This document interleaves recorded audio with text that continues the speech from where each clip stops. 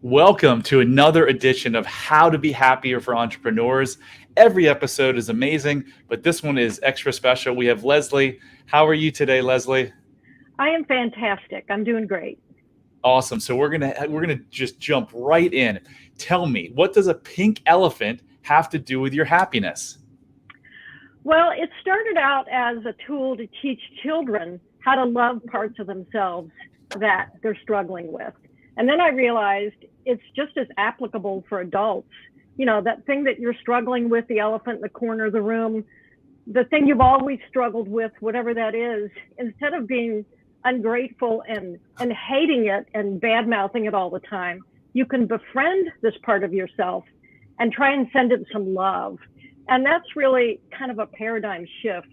Instead of, looking at your body, say you're overweight and you're always trying to lose weight, what about loving your body instead and loving that part of yourself that needs a little help?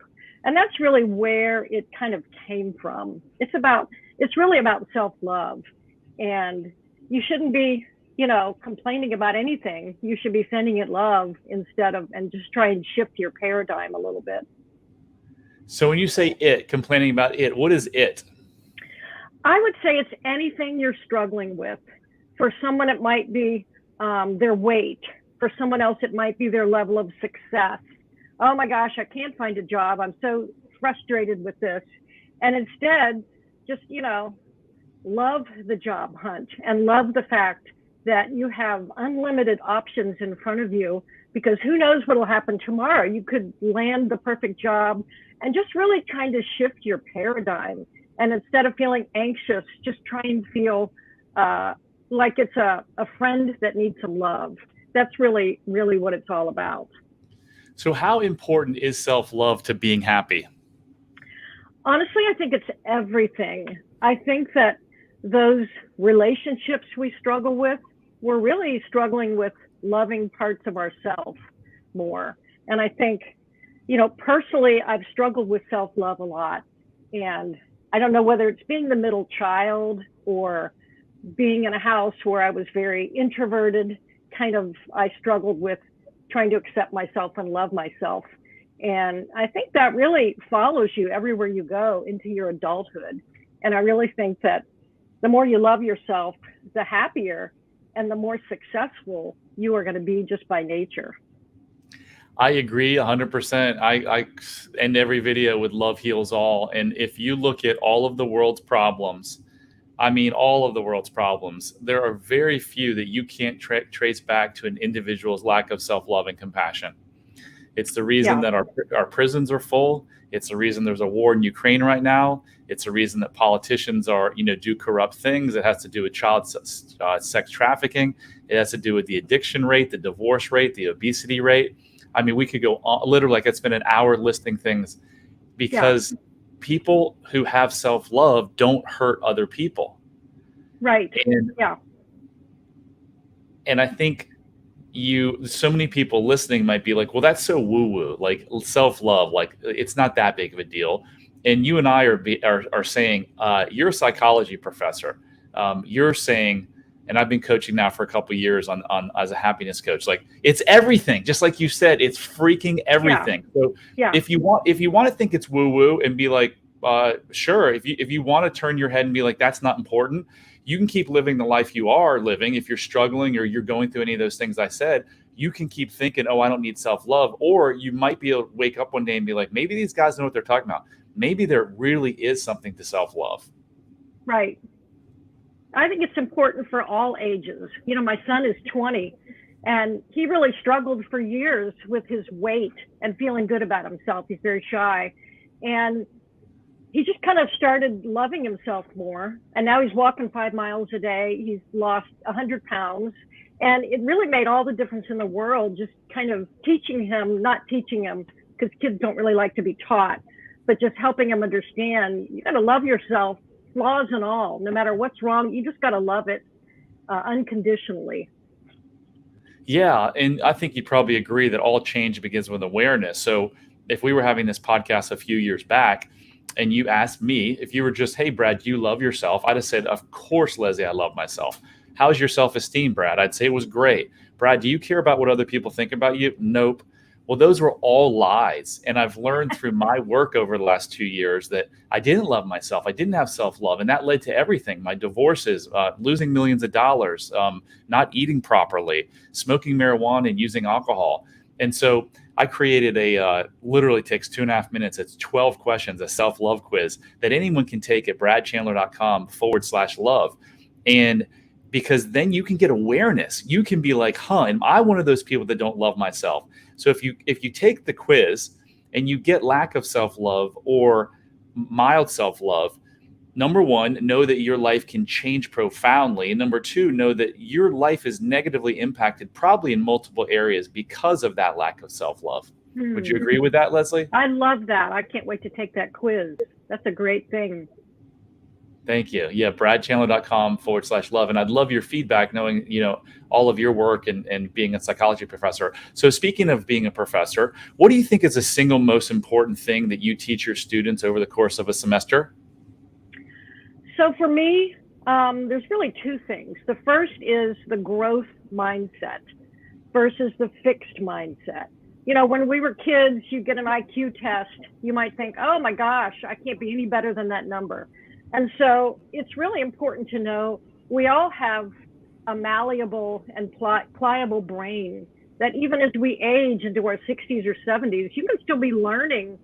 And the more you learn, the more you grow. And so really that growth mindset is something that I think everybody should really understand.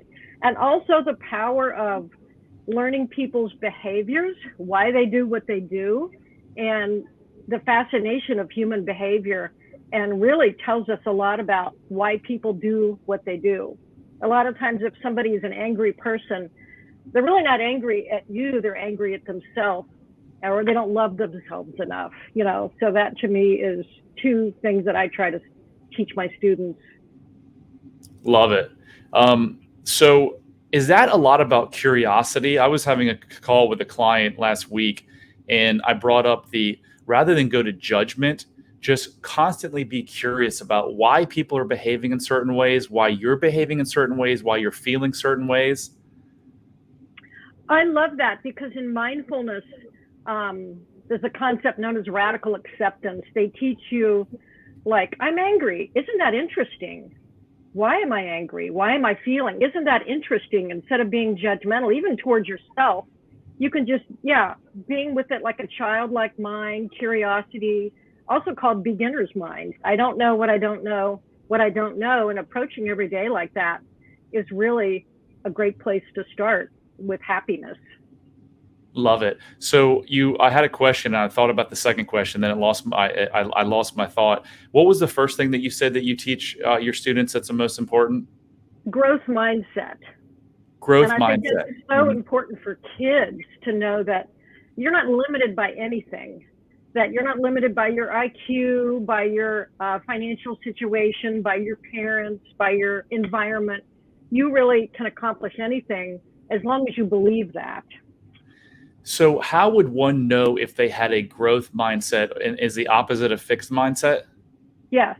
How would someone know that? I would say a fixed mindset is,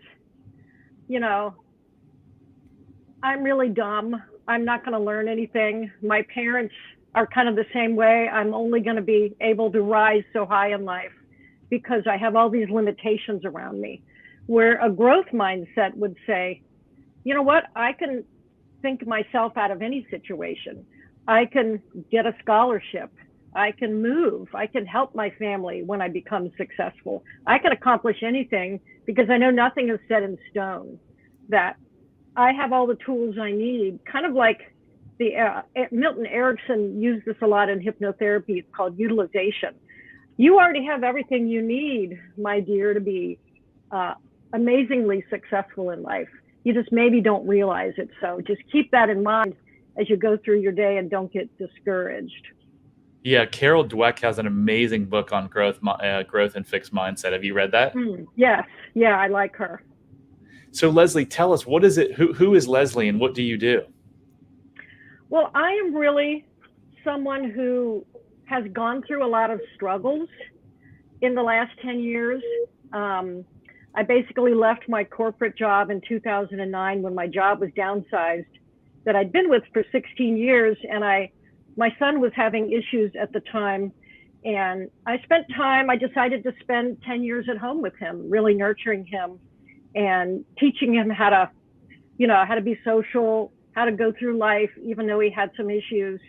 And really, that's been my last 10 years, is helping him. And he's now a junior in civil engineering at the University of Louisville.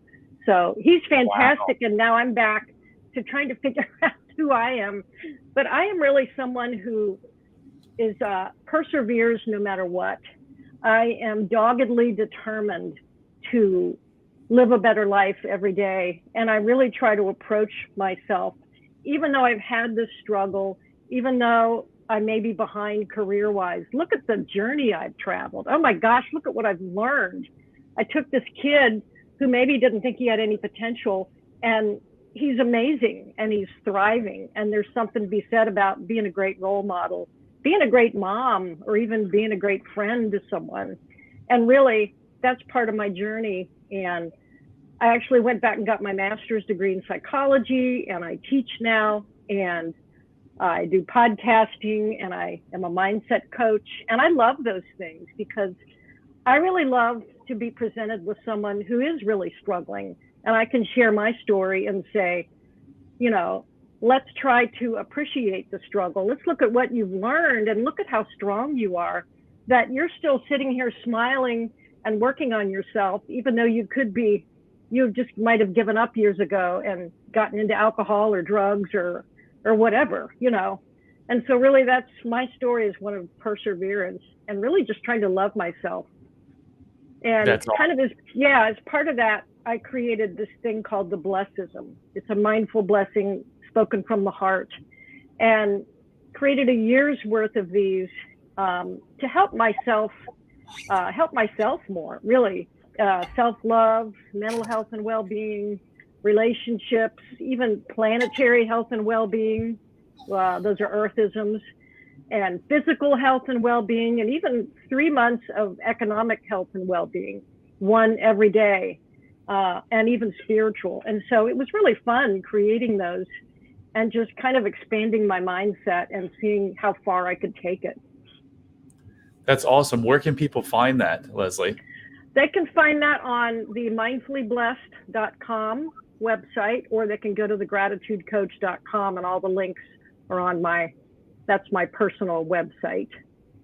And we don't know where we're going with them.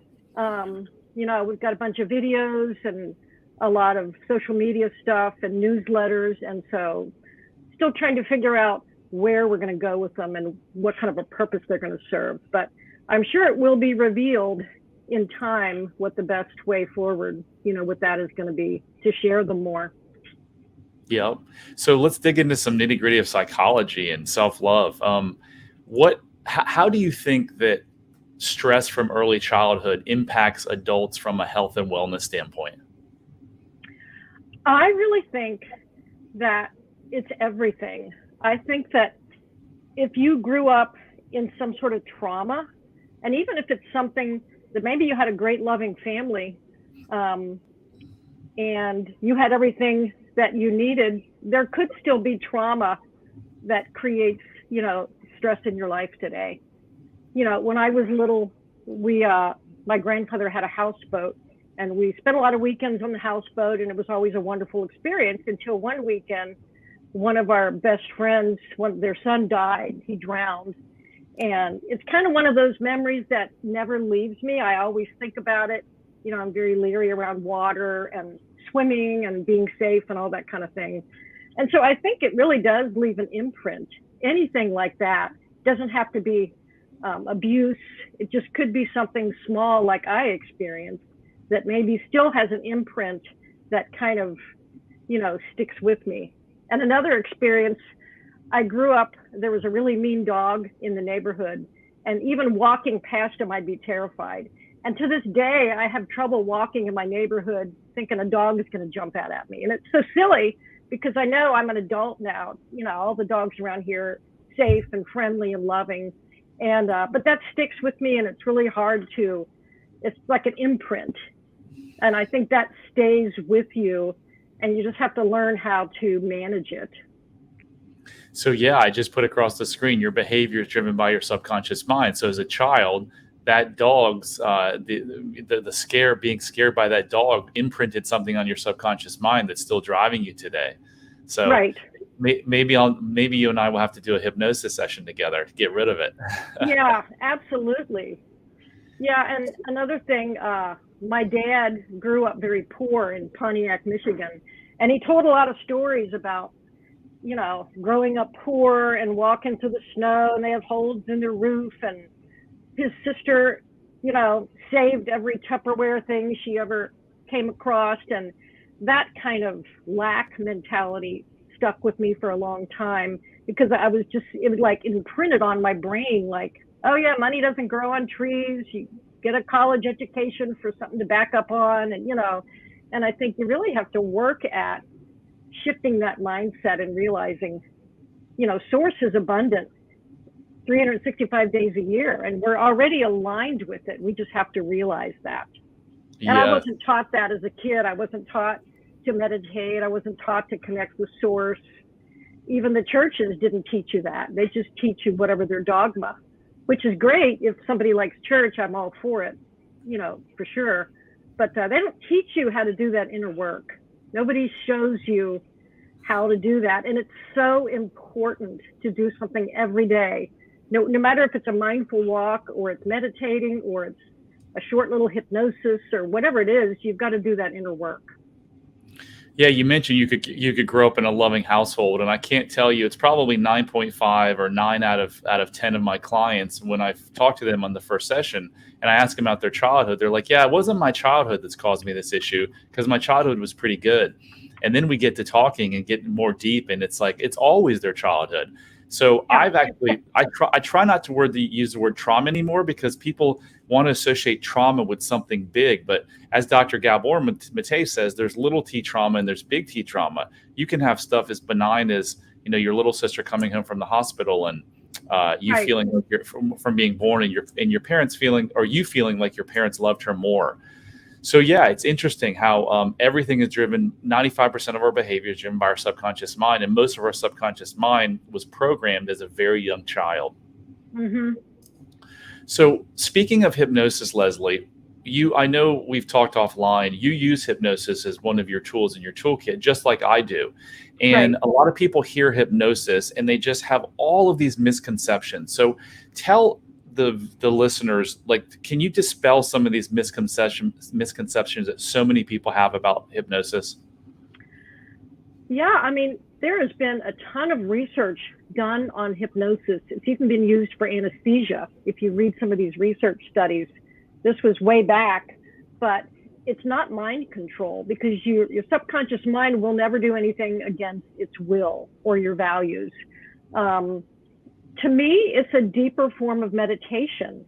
And the only difference is you have the practitioner, which is you or me, guiding you through this guided imagery journey or whatever it is.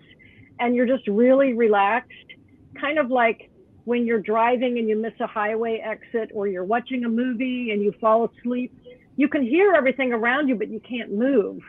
Now, you could move if a fire alarm went off, but it's really that it's just such a wonderfully relaxing state of mind that is really equivalent to like 3 to 4 hours of sleep, 20 minutes of hypnosis. And I think it really gets a bad rap because of stage shows and people that try to do mind control. And it takes a certain type of person to be able to get up there on the stage. They look for these personalities ahead of time and weed people out, like me, who may, not go for that. And I think hypnosis is a wonderful tool for just about anything you're struggling with, whether it's self-love or your weight or addictions. I think it's great I wish it would be used more in AA and that kind of thing, because I think it would do wonders for people. Yeah, I agree with you on all those counts. Why I think hypnosis is one of the most powerful tools you can use in changing someone's mental state is because whether you have mental pain or physical pain, there's only one real way to heal it, and it's to go to the source of the pain. If you're struggling with depression or drinking or eating too much, uh, anxiety, like you weren't born with those issues. Those Right. issues were learned in your early childhood, between the ages of 0 and 10, most likely. And those thoughts, like I said earlier, are buried in your subconscious mind, and they're controlling you. So many people, go to this job they don't like, come home, fight with their spouse, drink a bunch of wine, drink a bunch of beer, whatever it is. And, or, when someone says something, they get completely offended. They're in their car. They're always triggered, and they have no idea why. And I'll tell you exactly why you feel that way or why you have this behavior. It's from these subconscious thoughts that were your brain did its job as a child. You went through something that was stressful, and your brain said, okay, why is this happening? I'm going to come up with a reason. And it helped you at 6 years old, but it certainly doesn't help you at 46. It destroys a lot of people's No. lives. Yeah. So yeah, one what of my favorite hypnosis is the garbage dump for people who smoke, is taking somebody through that garbage dump and all these horrible smells. And, once you go through that session, you probably would never smoke again because it's so disgusting. But that kind of therapy really works great for something like that, even though it sounds kind of, cartoonish. Yeah, I've done nearly 100 sessions now with hypnosis, and it is without fail, when we're done that 2-hour session, people are like, wow, almost every single time. They're just like, wow. And I say, how do you feel? And they're like, I feel lighter. I feel, Yeah. Sometimes I feel tired because I feel like I just ran a marathon, but oh my gosh, I feel lighter. I feel freer. And why Yeah. is that? Because now they have an awareness of what is causing them the issue. And like you said, throw 1,000 different issues in there. It could be skin disorder to, eating Right. too much, to drinking too much wine, anxiety, whatever it is, there is a reason for this. So stop beating yourself up if you have issues in your life. It's not your fault. Once you have awareness, then you can have change. And the greatest place to get awareness is through hypnosis, where we tap into your subconscious mind, right? Right. Yeah. Are there any other Yeah. misconceptions that you regularly hear from clients when you mention hypnosis, or like, oh, is there anything else that you can think of? I mean, I think the big one is you're going to control me and you're going to make me do something I don't want to do. And I really think a lot of, churches probably think it's witchcraft. You're going to practice voodoo on me and do this crazy therapy. But it really is a great therapy for pretty much anything. I think if more people realized the effectiveness of it, it's really no different than mindfulness or meditation. You listen to meditation on YouTube all the time, and the hypnosis recordings are really not that different. Maybe you're more relaxed and they're a little bit longer, but there's really no difference. It just depends on how relaxed, how much change do you want to happen. If you want a lot of change, you got to go to the hypnosis, because it's the quickest and fastest way to overcome pretty much anything. I agree with you. I mean, fear of flying, fear of dogs, like it all stems from something. And I know that before I did all my work, when I would be, golf was something. When I played what I thought to be was an important golf tournament, I would get really nervous to the point where I would literally start drinking at 7:30 in the morning. And by the time I teed off at 8:30, I would have not been able to drive a car legally. And Yeah. I looking back on those events, I'm like, look, I'm at this freaking country club. I know where I'm eating tonight. I don't have any bombs dropping on my head. I'm like, what's wrong with you? I made it worse by not giving myself compassion. So if you're going through that right now, if you're going through the anxiety, not the worst thing, but it doesn't help to beat yourself up about it. There is a reason. And how do you uncover that reason? Well, now I uncovered it. I didn't feel enough. So I was fearful of people judging me. I was afraid that if I hit a bad shot or I played really bad, people would judge me. And then secondly, there was probably a part of me that thought, if I can win this tournament, because my brain placed an importance on it, if I can win this tournament, maybe I'll be worthy. So I put all of that undue pressure on me. Now I don't drink anymore. I play in these same tournaments. I play just as well, if not better. And am I perfect? Do I have no anxiety? No, I step up on the first tee. But here's how I handle myself now. I say, what am I feeling? I'm feeling a little bit anxious. Instead of beating myself up, I say, it's okay, Brad. I got you, buddy, because that's my little 6-year-old self. I say, it's Right. okay. Yeah. I've got my hand on you, and it doesn't matter what kind of shot you hit, nothing's going to change, and it just dissipates, and the anxiety goes.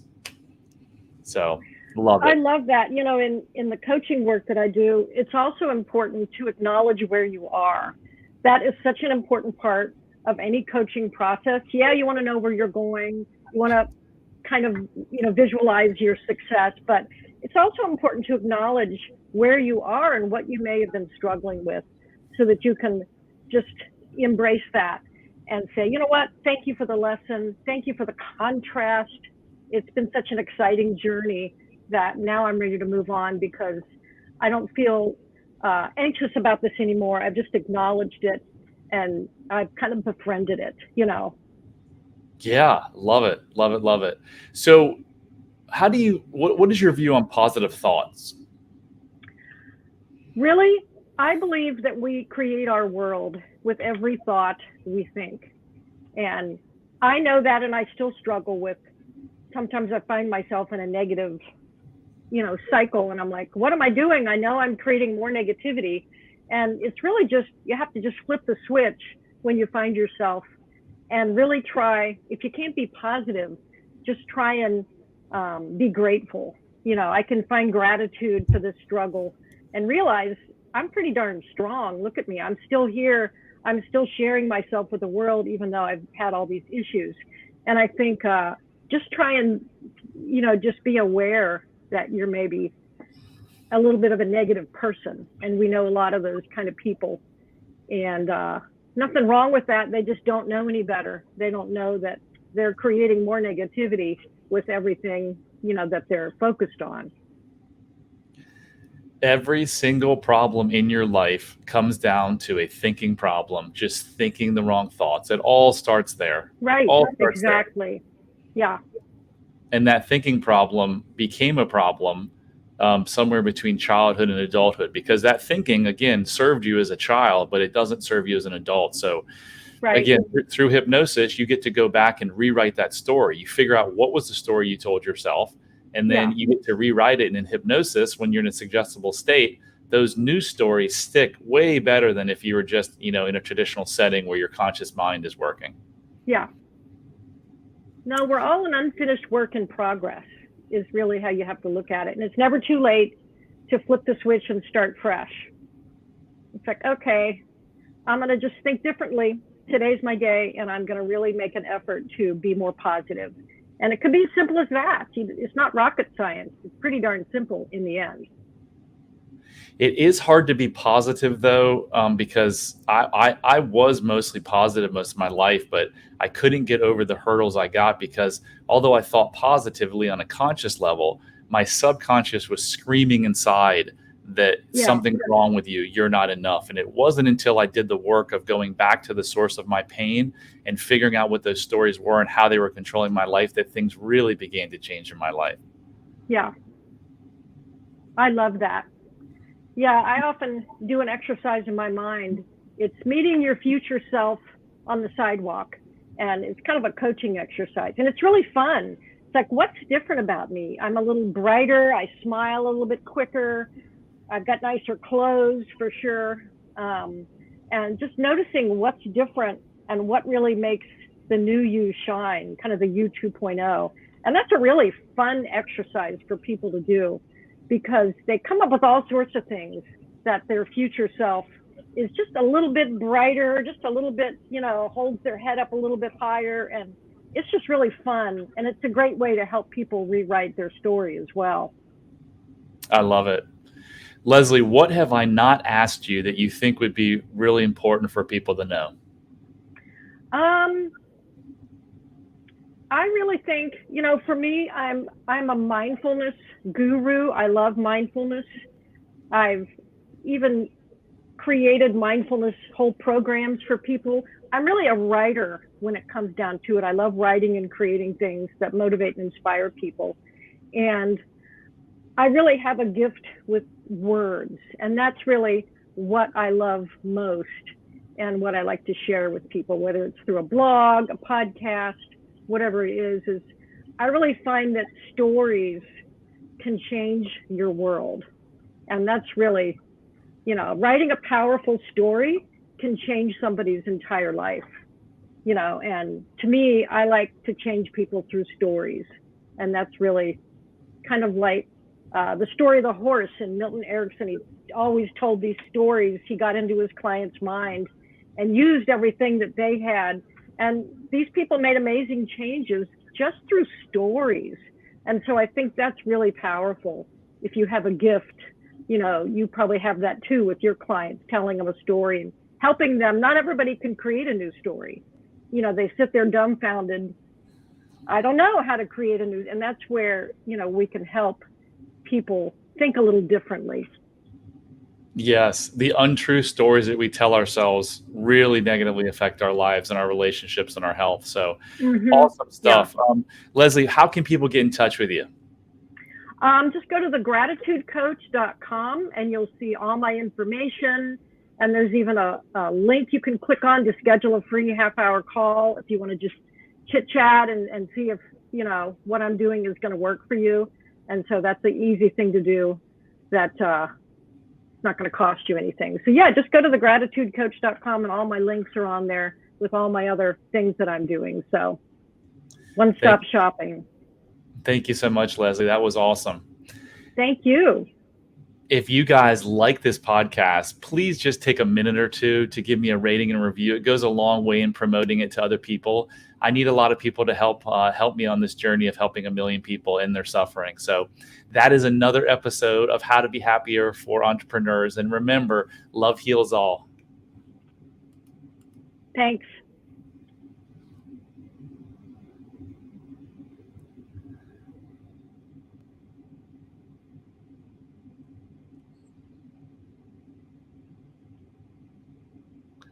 Things are really slow. I'm not sure. I clicked the end button, but I'm not sure it ended yet. Is it showing ended on your end?